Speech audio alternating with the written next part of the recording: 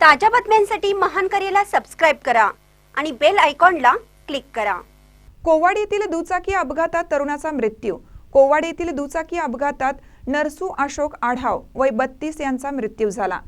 घटना मंगळवारी होसूर येथील ओढ्याजवळ उघडकीस आली।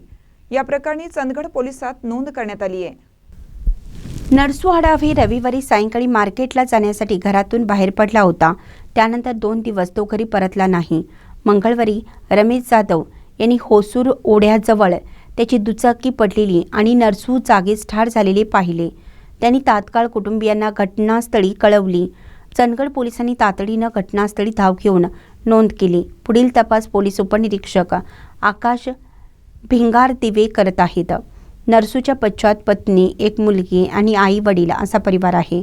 अपघातामुळे स्थानिक समाजात शोककळा पसरली असून कुटुंबियांसोबत मित्रमंडळींमध्येही दुःखाचे वातावरण आहे।